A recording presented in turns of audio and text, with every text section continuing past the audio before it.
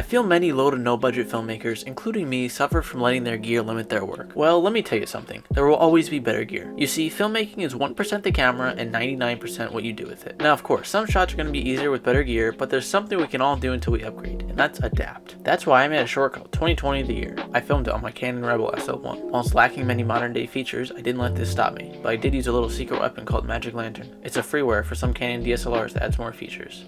I filmed using a flat profile on my camera. If you don't know, flat and log profiles flatten the image and retain more information by not baking in harsh colors. When shooting this way, it's important to overexpose by around 2 stops to retain the most detail. I also abided by the 180-degree shutter rule, which meant I kept my shutter speed twice my frame rate to have the right amount of motion blur. I kept my ISOs at 1/3 of stop increments such as 160 and 320 to create less digital noise. Finally, I used apertures such as f4, f2.8, and f1.8 to create shallow depths of field and keep my ISO low even in the evening and night. I also used a variable ND filter to keep the proper exposure when the settings I wanted were not achievable. Some other gear I used was a Rode Video Micro, a GoPro Hero 7 White, an 18 to 55mm kit lens, a Yongnuo 50mm, and a FAQs AK2000 gimbal. I started by planning my film out in Google Docs. It's free, syncs notes across my devices, and works offline on my phone. Next, I started filming. When filming, time of day was important to me. The lighting of the location at noon is drastically different than at or around sunset. I planned all my shoots around those times and tried to stay as flexible as possible so I wouldn't miss a shot. On location, I made sure to get lots of coverage. I knew my final film would be short, but I wanted it to be fast-paced. The worst thing that can happen is you don't use a shot, but some of my favorite shots in the film were ones I wasn't planning on getting. I ended up taking a good amount of time lapses too. When I was capturing a long period of time, I'd have a slower photo interval, which is how long between each photo, and when I was capturing shorter periods of time, I'd use slower intervals. I also used various shutter speeds depending on how much motion blur I wanted in each photo. For shots where I knew I needed high quality sound, I used a Rode Video Micro. It's small, light, and doesn't need batteries, so you can't forget to turn it on. I used the Adobe Creative Cloud Suite to edit, but there are some free alternatives to some of the applications in it, such as DaVinci Resolve, GIMP, HitFilm, Audacity, Darktable, and more. While editing, I made sure to only use shots that fit the story, and not just because I put lots of work into them and I wanted to use them. I also tried to edit to the beat since I didn't plan for many in-camera transitions and wanted the video to not be jolting every time it cut. For color, I wanted my film to have a very stylistic look. I didn't use any LUTs in the film and relied a lot on different curves in the HSL tab.